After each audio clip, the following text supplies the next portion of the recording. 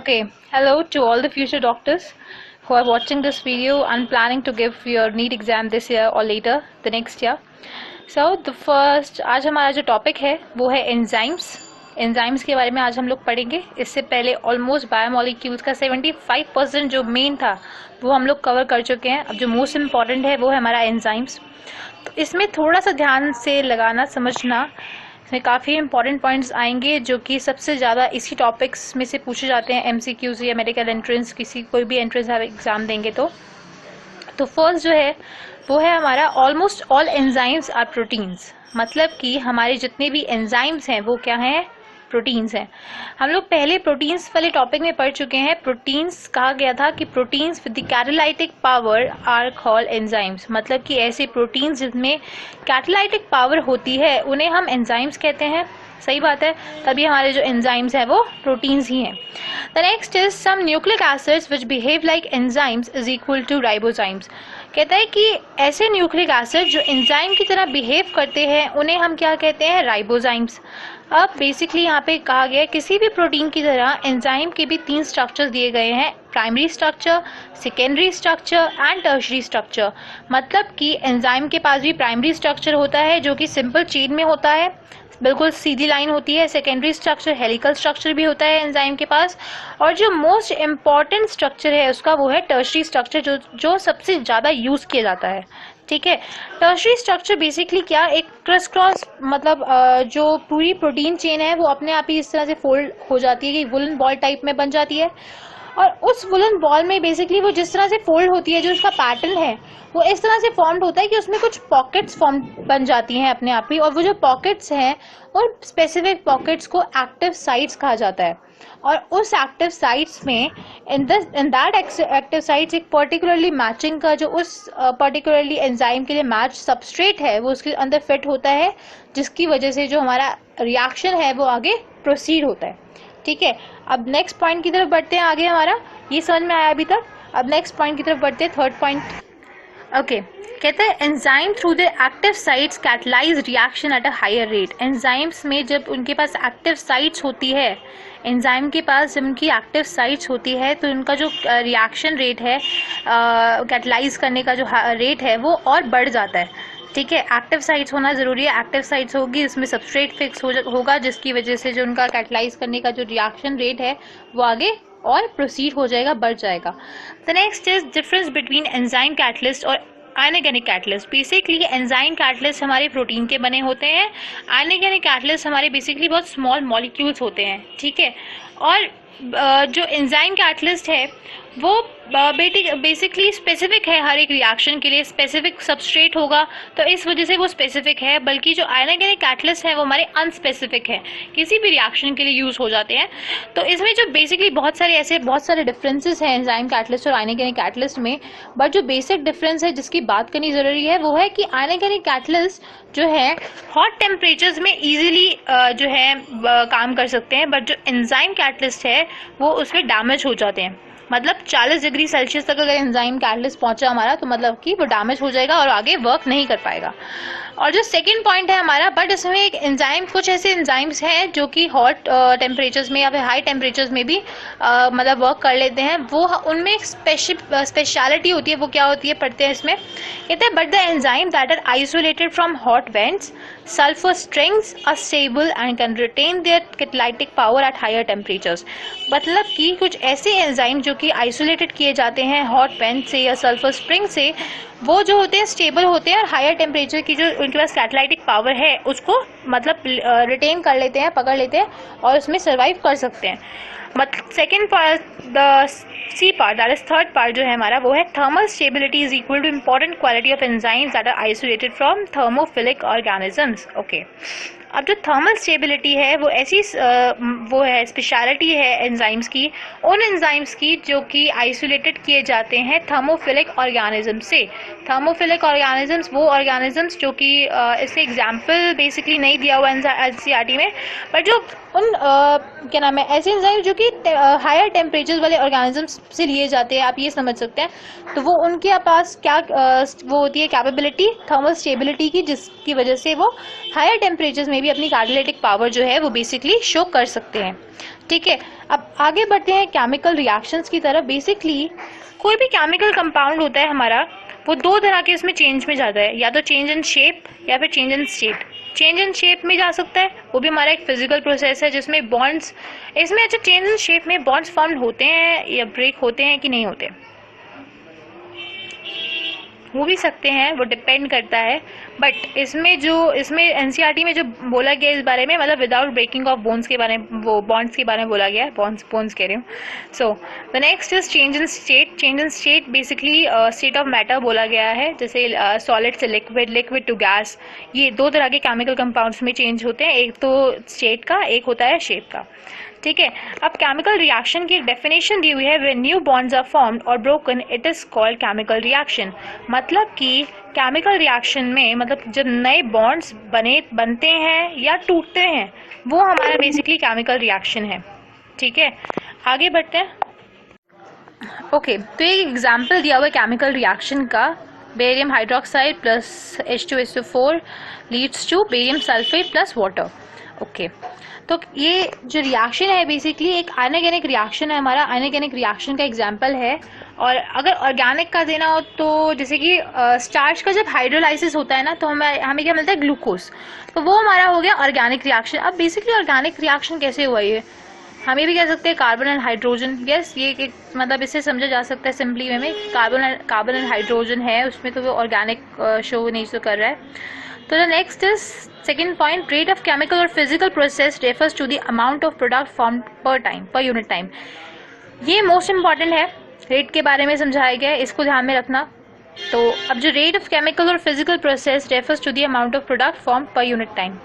किसी भी केमिकल या फिजिकल प्रोसेस का जो रेट है वो उस पर डिपेंड करता है कि प्रोडक्ट जो है हमारा कितनी अमाउंट में फॉर्म्ड हुआ एक पर्टिकुलर टाइम लिमिट में, या एक पर्टिकुलर टाइम में कितना हमारा जो अमाउंट ऑफ प्रोडक्ट है फॉर्म्ड हुआ, वो हमारा है रेट। ठीक है, जैसे यहाँ पे लिखा हुआ है rate is equal to amount of product produced per unit time. ठीक है, और रेट को हम वेलोसिटी भी कह सकते हैं। हम वेलोसिटी रेट को तब कहेंगे जब हमारे पास एक पर्टिकुलरली जो डायरेक्शन है वो स्पेसिफाइड होगी या दी गई होगी हमें पर्टिकुलरली, तब हम उसको वेलोसिटी कहेंगे। ठीक है, अब जो नेक्स्ट हमारा टॉपिक है वो है कि factors that affects the rate of chemical और फिजिकल प्रोसेस। अब फिजिकल और केमिकल प्रोसेस की जो रेट को या अमाउंट ऑफ प्रोडक्ट को कौन से ऐसे फैक्टर्स हैं जो क्या नाम है अफेक्ट करते हैं। बेसिकली हम जब भी कोई अफेक्ट का नेचर आता है ना किसी भी प्रोसेस पे या किसी भी केमिकल या फिजिकल प्रोसेस पे, सबसे पहला नाम क्या आता है, टेम्परेचर, कि टेम्परेचर की वजह से हुआ। ठीक है, हाँ वो भी बात सही है, इसमें एनसीईआरटी में बेसिकली दिया गया है, मैंने यहाँ पे पॉइंट नहीं लिखा। बट द फर्स्ट जो यहाँ से है कि rate doubles or decreases for every 10 degree Celsius change, for every 10 degree Celsius change in either direction। अगर कभी भी जब 10 डिग्री सेल्सियस का चेंज होगा किसी भी डायरेक्शन में, तो जो रेट है हमारा डबल्स भी हो सकता है और डिक्रीज भी हो सकता है, डबल भी हो सकता है और या फिर कम भी हो सकता है, वो डिपेंड करता है।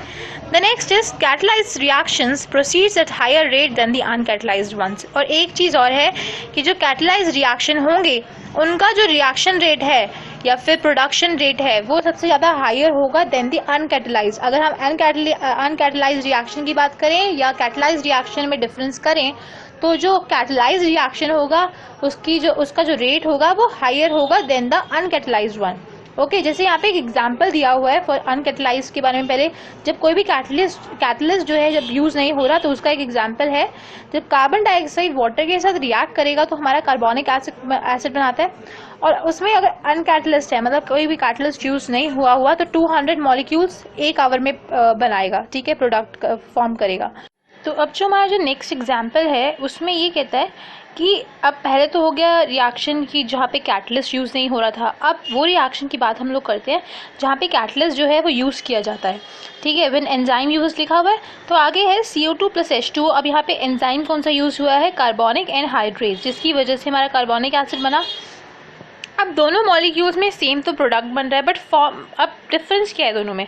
The basic difference is this कि पहले वाले उसमें विदाउट कैटलिस्ट 200 मॉलिक्यूल्स एक आवर में बन रहे थे, अब विद कैटलिस्ट जो हुआ 6 लाख मॉलिक्यूल्स बने पर सेकेंड में। मतलब कि कैटलिस्ट यूज़ करने से जो उसकी स्पीड है वो 10 लाख टाइम्स जो है, 10 मिलियन टाइम्स जो है वो बढ़ गई। ठीक है। इसकी वजह से हमारा जो क्या नाम है कार्बोनिक एसिड और तेज़ी से और जल्दी फॉर्म हुआ। जो मॉलिक्यूल्स बनने में कम से कम 4 या 5 घंटे लगने थे, वहाँ वो क्या 1 सेकेंड में बन रहे हैं। ठीक है, तो ये हमारा एक एग्जाम्पल हो गया। अब आगे बढ़ते हैं नेक्स्ट पॉइंट की तरफ। ओके, तो फोर्थ पॉइंट में ये कहता है कि there are thousands of types of enzyme and each enzyme is catalysing a specific reaction. ठीक बात है कि हमारी हमारी बॉडी में या फिर बहुत से ऐसे एंजाइम्स हैं जो कि एक पर्टिकुलर रिएक्शन, एक स्पेसिफिक रिएक्शन को कैटलाइज कर रहे होते हैं। बट एक एग्जांपल ये है कि जिसमें when each of step is catalyse by the same enzyme, but जब एक किसी पर्टिकुलर रिएक्शन में उसकी जो स्टेप्स हैं एक ही एंजाइम से या एक ही एंजाइम कॉम्प्लेक्स से कैटलाइज किए जाते हैं या फिर डिफरेंट एंजाइम से कैटलाइज किए जाते हैं, उन्हें हम क्या कहते हैं, मेटाबॉलिक पाथवे। और मेटाबॉलिक पाथवे का example glucose to pyruvic acid formation में होता है। ठीक है, अब जो ग्लूकोज टू पायरुविक एसिड में, अब इसमें 2 कंडीशंस दी हुई हैं, ये इंपॉर्टेंट है ये समझना। एग्जाम्पल के तौर पे समझाया हुआ है इसमें, इन are skeletal muscles anaerobic condition में जो फॉर्म्ड होता है वो है लैक्टिक एसिड फॉर्म्ड होता है, अंडर नॉर्मल एरोबिक कंडीशन में पायरुविक एसिड फॉर्म्ड होता है। ओके, अब ये चीज़ ध्यान से समझो कि जो एक ही मतलब रिएक्शन है, बट अगर एनारोबिक कंडीशन होगी, दी गई होगी रिएक्शन को, तो लैक्टिक एसिड फॉर्म होगा, और अगर एरोबिक कंडीशन दी गई होगी तो पायरुविक एसिड फॉर्म होगा। इसका मतलब कि अलग अलग कंडीशंस में डिफरेंट कंडीशंस होंगी तो डिफरेंट प्रोडक्ट फॉर्म होंगे। वो डिपेंड करता है कि आपने किसी रिएक्शन को किस तरह की कंडीशन में रखा गया है जिसकी वजह से वो पर्टिकुलर प्रोडक्ट फॉर्म्ड होगा। ठीक है, अब नेक्स्ट एग्जांपल सेम एज है, in yeast during fermentation the same pathway leads to the production of alcohol या फिर इथेनॉल। ईस्ट में फर्मेंटेशन के दौरान सेम पाथवे जो है लीड करता है, बट उसमें क्या बनता है, अल्कोहल। और एनारोबिक कंडीशन में जिस तरह से लैक्टिक एसिड बन रहा था, एरोबिक कंडीशन में पायरुविक एसिड बनेगा। ये चीज़ ध्यान में रखना आप कि डिफरेंट कंडीशन, अलग अलग कंडीशंस अगर किसी भी रिएक्शन को प्रोवाइड कराई जाएंगी तो डिफरेंट प्रोडक्ट फॉर्म होंगे, अलग अलग प्रोडक्ट फॉर्म होंगे। एक तरह का प्रोडक्ट कभी भी फॉर्म नहीं होता, वो डिपेंड करता है कंडीशंस पे कि आप कौन सी कंडीशन प्रोवाइड करवा रहे हैं। ठीक है, तो आगे बढ़ते हैं। ओके, तो अब जो हमारा टॉपिक है वो है how do enzymes bring such high rates of chemical convergence. अब क्वेश्चन कहता है कि एंजाइम जो हैं इतना जो केमिकल रिएक्शन को हाई रेट तक मतलब इतनी जल्दी कैसे कर सकते हैं, मतलब क्या उनका प्रोसीजर है, क्या मतलब स्पेशलिटी है उन लोगों में, तो एंजाइम्स में जो इस तरह के वो केमिकल कन्वर्जन कर लेते हैं। तो अगर हमें इस क्वेश्चन का आंसर देना है तो बेसिकली हमें एंजाइम्स की नॉलेज होनी चाहिए। ठीक है, कि किस तरह से वो काम करते हैं, जिसके बारे में हम लोगों ने अभी जो पढ़ा था कि 3D स्ट्रक्चर्स जो हैं हमारे वो होते हैं एंजाइम्स में, जिसमें पर्टिकुलरली एक्टिव साइट्स होती हैं, जिसमें सबस्ट्रेट फिक्स होता है, जिसकी वजह से जो एंजाइम जो है आगे प्रोसीड करता है किसी भी केमिकल कन्वर्जन को। तो फर्स्ट यहाँ से इम्पॉर्टेंट है, ये मोस्ट इम्पॉर्टेंट है, जिसमें से सबसे ज़्यादा क्वेश्चन पूछे जाते हैं जिस टॉपिक में से। तो फर्स्ट है केमिकल और metabolic conversion is a reaction. Basically एक केमिकल जो है या फिर एक मेटाबॉलिक जो मेटाबोलाइट है, जब वो कन्वर्ट होता है दूसरे केमिकल या मेटाबोलाइट में, उसे हम रिएक्शन कहते हैं। हम लोगों ने केमिकल रिएक्शन जो पढ़ा था उसमें था कि जो बॉन्ड है वो बनते हैं या टूटते हैं, उसको हम केमिकल रिएक्शन कहते हैं। बट इसमें जो रिएक्शन की अगर हम लोग बात करें, एक केमिकल जो है दूसरे केमिकल में कन्वर्ट हो रहा है, उसको हम कहते हैं रिएक्शन। ठीक है, the next is substrate converted into a product.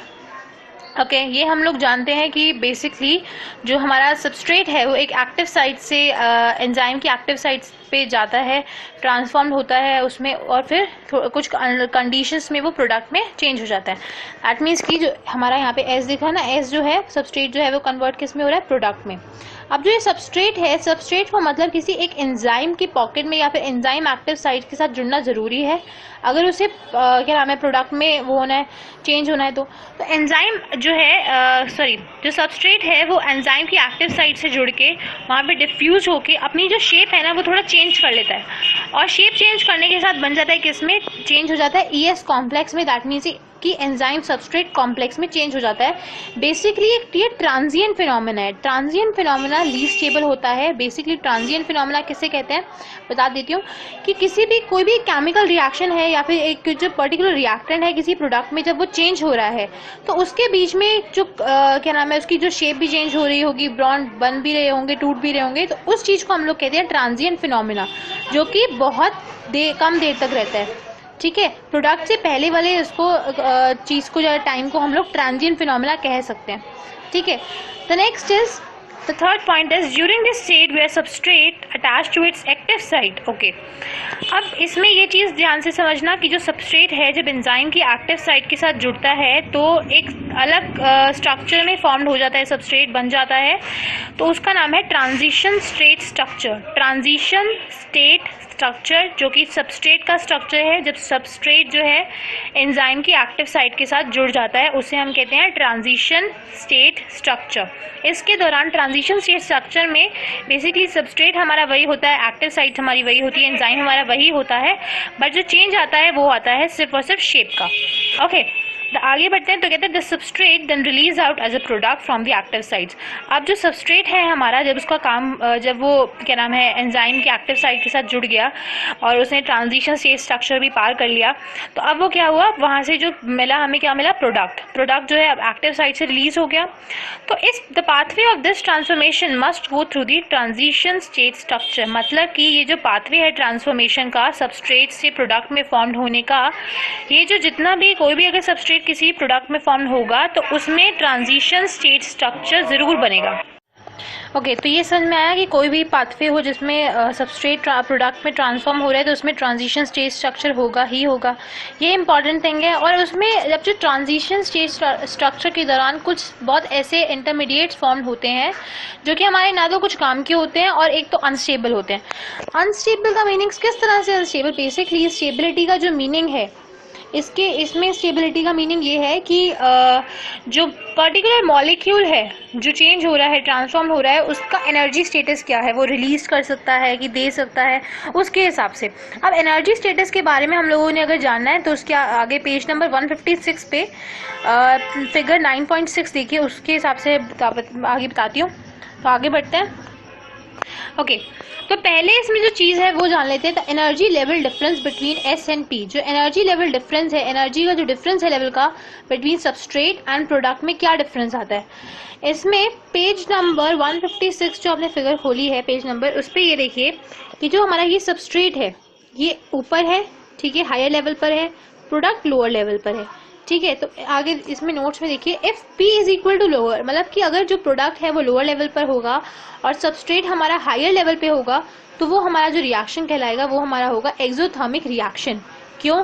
क्योंकि जो प्रोडक्ट है लोअर लेवल पे होने पे उस पर इतनी एनर्जी है कि वो जो एनर्जी है रिलीज कर सकता है, जिसकी वजह से हमारा क्या होगा, एक्सोथर्मिक रिएक्शन। ओके, आगे कहता है, इसमें इंपॉर्टेंट लाइन एनसीईआरटी में दी है, one need not to supply energy in order to form product whether it is. Okay, कहते हैं कि अगर प्रोडक्ट फॉर्म हो रहा है तो उसमें किसी को भी अगर केमिकल रिएक्शन को आगे प्रोसीड करना है तो अपनी तरफ से एनर्जी देने की ज़रूरत नहीं है या एनर्जी सप्लाई करने की ज़रूरत नहीं है, चाहे वो एक्सोथर्मिक रिएक्शन हो, चाहे वो एंडोथर्मिक रिएक्शन हो, चाहे वो स्पॉन्टेनियस रिएक्शन हो या फिर एनर्जी रिक्वायरिंग रिएक्शन ही क्यों ना हो, हम लोगों को अपनी तरफ से एनर्जी देने की ज़रूरत नहीं है सबस्ट्रेट को। अगर सबस्ट्रेट को एनर्जी चाहिए तो फिर वो क्या करेगा कि खुद जो है हायर एनर्जी स्टेट पे आ जाएगा या ट्रांजिशन स्टेट पे आ जाएगा, जिसकी वजह से वो खुद जो है एनर्जी गेन अप खुद कर सकता है। मतलब कि कोई भी केमिकल रिएक्शन है तो हमें एनर्जी सप्लाई करवाने की ज़रूरत इसमें नहीं है, चाहे वो एक्सोथर्मिक हो, एंडोथर्मिक हो, स्पॉन्टेनियस हो या फिर एनर्जी रिक्वायरिंग रिएक्शन हो। मैं फिर से रिपीट कर रही हूँ, अगर सबस्ट्रेट को एनर्जी दोबारा खुद चाहिए या फिर उसको ज़रूरत पड़ती है तो वो हायर एनर्जी स्टेट पे खुद जाएगा, ट्रांजिशन स्टेट पे खुद जाएगा अंडर कंडीशंस और आगे रिएक्शन को प्रोसीड करेगा। ठीक है, तो आगे बढ़ते हैं हम लोग। That the difference in average energy content of S from that of the transition state is the activation energy। जो एनर्जी डिफरेंस है ना between the average energy of substrate की अगर हम लोग बात करें या ट्रांजिशन स्टेट की हम लोग बात करें तो वो क्या है, एक्टिवेशन एनर्जी। जो बेसिक डिफरेंस आता है वो क्या है, हमारा एक्टिवेशन एनर्जी। अब जो क्वेश्चन है कि ट्रांजिशन स्टेट क्या है, ट्रांजिशन स्टेट हम लोग जो हमने ट्रांजिएंट फिनोमेना पढ़ा या ट्रांजिशन स्टेट मतलब कि एक अनस्टेबल स्टेट है बेसिकली ये हमारा ट्रांजिशन स्टेट जो है, जिसकी जो पोटेंशियल एनर्जी है वो काफ़ी हाई होती है। ठीक है, पोटेंशियल एनर्जी जो ट्रांजिशन स्टेट की है वो काफ़ी हाई होती है और अनस्टेबल होता है। बेसिकली एक इंटरमीडिएट है जो कि जब सबस्ट्रेट प्रोडक्ट में ट्रांसफॉर्म हो रहा होता है तब बनता है। ठीक है, अब आगे बढ़ते हैं थर्ड पॉइंट में। वो कहते हैं the enzyme eventually brings down this barrier. by making the transition of S to P more easily. कहते हैं ये जो एंजाइम्स जो है ना, एंजाइम्स क्या काम करते हैं, अब बेसिकली जो एक्टिवेशन एनर्जी दो तरह से काम करती है. एक्टिवेशन एनर्जी जो है अगर वो कम होगी, अगर मिनिमम होगी तो वो केमिकल रिएक्शन को बहुत बढ़ा देगी और अच्छी तरह से कर देगी. अगर एक्टिवेशन ज़्यादा होगी एक्टिवेशन एनर्जी, तो जो रिएक्शन है हमारा अच्छी तरह से केमिकल रिएक्शन काम नहीं कर पाएगा. फिर से रिपीट कर रही हूँ, अगर एक्टिवेशन एनर्जी ज़्यादा होगी तो केमिकल रिएक्शन अच्छी तरह से काम नहीं कर पाएगा. एक्टिवेशन एनर्जी अगर लिमिटेड अच्छी उसमें जितनी क्वांटिटी में चाहिए उतनी ही होगी तो फिर वो केमिकल रिएक्शन अच्छी तरह से आगे बढ़ पाएगा. आगे इसका एग्जांपल है जो थर्ड पार्ट है हमारा वो है the enzymes eventually brings down this barrier by making the transition of S to P more easily. अब जो एंजाइम्स हैं वो क्या करते हैं, काम करते हैं कि जो एक्टिवेशन एनर्जी को बेसिकली कम कर देते हैं, एक बैरियर पर्टिकुलरली ब्रिंग डाउन, मतलब उस बैरियर को कम कर देते हैं, जिसकी वजह से जो ट्रांजिशन है सबस्ट्रेट से प्रोडक्ट तक बनने का वो बहुत आसान हो जाता है. ठीक है, तो एंजाइम क्या काम करता है, enzyme accelerate the reaction by lowering the activation energy. जो एंजाइम है वो हमारा क्या काम करता है कि क्या नाम है, जो रिएक्शन है उसको एक्सेलरेट कर देता है, जिसकी वजह से जो हमारी एक्टिवेशन एनर्जी है वो हमारी कम हो जाती है. यहाँ पे मैंने एक एग्जांपल के तौर पे जाके अब आपको आगे कंफ्यूजन ना हो वो लिखा हुआ है. ट्रांजिशन स्टेट जो है वो लीस्ट स्टेबल है, इसी वजह से जो ट्रांजिएंट फिनोमेना है या ट्रांजिशन स्टेबल स्ट्रक्चर है वो बहुत कम देर तक रहता है किसी भी केमिकल रिएक्शन में. जो हमारी एक्टिवेशन एनर्जी है वो मिनिमम एनर्जी है जो कि ज़रूरत पड़ती है जिसकी एक केमिकल रिएक्शन को स्टार्ट करने के लिए. ठीक है, activation energy is equal to minimum energy required to start a chemical reaction. ये चीज़ आपको समझ में आनी चाहिए. अब आगे ग्राफ की तरफ हम लोग बढ़ते हैं, ग्राफ से समझते हैं इस टॉपिक को. तो बेसिकली ट्रांजिशन स्टेट जो एक्टिवेशन एनर्जी का कॉन्सेप्ट दिया हुआ है, इसमें ये हमारा जो वाई एक्सिस है पोटेंशियल एनर्जी शो कर रहा है, एक्स एक्सिस जो है वो प्रोग्रेसिव रिएक्शन कितना आगे प्रोसीड कर रहा है उसके बारे में शो कर रहा है. ये हमारा सबस्ट्रेट है एस हायर लेवल पर, प्रोडक्ट हमारा लोअर लेवल पर है. ठीक है, पहले हम लोग पढ़ते हैं जब एक्टिवेशन एनर्जी विदाउट एंजाइम, जब एंजाइम नहीं है, ये हमारा ट्रांजिशन स्टेट है. ठीक है, तो एक्टिवेशन एनर्जी उस टाइम पे जब एंजाइम काम नहीं कर रहा, तो यहाँ पे आगे बढ़ता है, बढ़ता जाता है, बढ़ता जाता है, बढ़ता जाता है, बहुत आराम से बढ़ेगा. यहाँ पे मूव स्लोली क्योंकि हमारा एंजाइम नहीं है. ठीक है, तो आराम से चलते चलते चलते चलते चलते ये प्रोडक्ट फॉर्म कर देता है, बहुत धीरे से, बहुत आराम से, लेकिन बहुत देर बाद. ठीक है, लेकिन उसी टाइम अगर जो एक्टिवेशन और इसमें जो एक्टिवेशन एनर्जी होगी वो ज़्यादा होगी, क्योंकि हम लोगों ने अभी पढ़ा था कि एक्टिवेशन अगर एनर्जी कोई ज़्यादा होगी तो हमारा जो रिएक्शन है वो बहुत आराम से प्रोसीड करेगा, बहुत देर बाद करेगा. ठीक है, और सबस्ट्रेट एस में अब यहाँ पे सेम लेवल पर है, बट जो एक्टिवेशन एनर्जी है उस टाइम की है जब एंजाइम साथ में आ गया. ठीक है, एंजाइम के होने से क्या हुआ कि एक्टिवेशन एनर्जी तो कम हो गई. ठीक है, और जो रिएक्शन है वो बहुत फास्ट मूव करने लग गया. ठीक है, ये चीज़ आई समझ. और इसमें है कि लो एक्टिवेशन एनर्जी का मतलब है कि ईएस कॉम्प्लेक्स हमारा फॉर्म हो चुका है. ईएस कॉम्प्लेक्स तभी फॉर्म होगा जब एंजाइम होगा. ठीक है, तो मतलब कि एक्टिवेशन एनर्जी जब लो होगी मतलब कि एंजाइम है हमारा. हाई एक्टिवेशन एनर्जी होगी तो मतलब कि अभी जो सबस्ट्रेट है वो एंजाइम के साथ अटैच नहीं हुआ है. एक्टिवेशन एनर्जी हाई है और उस टाइम क्या था, विदाउट एंजाइम फंक्शन हो रहा था. एक्टिवेशन एनर्जी के जब एक्टिवेशन एनर्जी विदाउट एंजाइम होगी तो हमारी जो एनर्जी एक्टिवेशन एनर्जी होगी वो ज़्यादा होगी. और एक्टिवेशन एनर्जी की अगर हम लोग बात करें जब एंजाइम काम कर रहा है तो वो कम होगी, ये ध्यान में रखना. ठीक है, तो अब हमारा जो नेक्स्ट टॉपिक है नेचर ऑफ एंजाइम एक्शन, ये नेक्स्ट वीडियो में होगा. तो तब तक के लिए आप अच्छी तरह से study hard, and if you dream to be a doctor तो यू कैन, और उसके लिए बहुत मेहनत करनी पड़ेगी. एंड अगर आपको वीडियो पसंद आई तो please like share and subscribe. And अगर कोई भी इसमें गलती है, मतलब गलती इन द सेंस कि कुछ आपको नहीं समझ में आया या फिर इसमें आपको प्रॉब्लम आ रही है, तो you can comment below. And thank you so much for till then. Like share and subscribe.